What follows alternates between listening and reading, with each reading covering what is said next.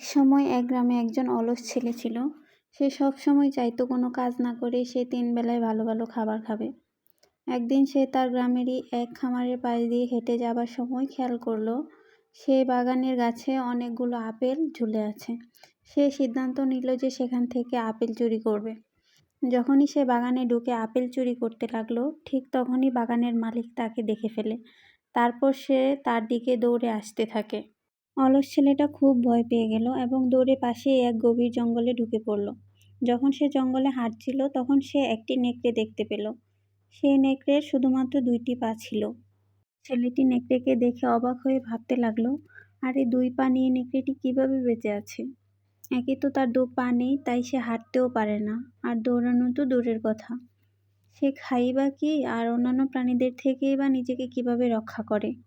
তারপর সে যখন নেকড়ে থেকে চোখ সরিয়ে সামনে এগোতে লাগলো, হঠাৎ সে একটি সিংহ দেখতে পেল। সিংহের মুখে এক টুকরো মাংস ছিল। সেটা নিয়ে সিংহটি নেকড়ের দিকেই যাচ্ছিল। অলস ছেলেটি প্রাণ বাঁচানোর জন্য গাছে উঠে পড়ল, কিন্তু সে খেয়াল করলো নেকড়েটি একই জায়গায় বসে আছে। যেহেতু তার ২ পা নেই, তাই সে দৌড়াতেও তো পারবে না। এরপর ছেলেটি যা দেখলো তা দেখার জন্য ছেলেটি মোটেই প্রস্তুত ছিল না। সে দেখল সিংহটি মাংসের টুকরো এনে নেকড়ের খাবার জন্য তার মুখের সামনে রাখল। অলস ছেলেটি এটা দেখে খুশি হয়ে ভাবল, আসলেই আল্লাহর কি খেলা।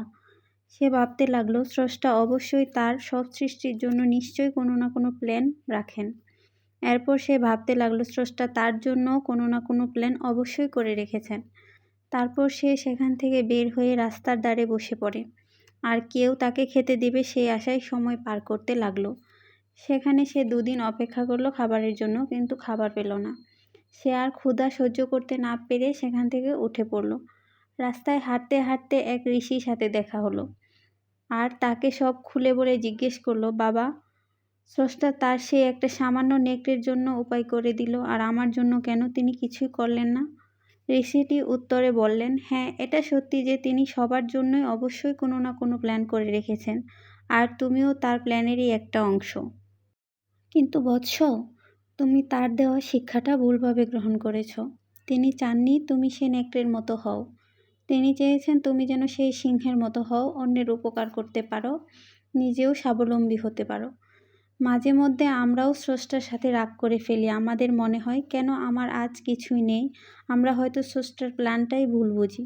মনে রাখবেন, তিনি সবার জন্যই কোনো না কোনো প্ল্যান অবশ্যই করে রেখেছেন। এবার আমাদের সেটা খুঁজে বের করা দরকার।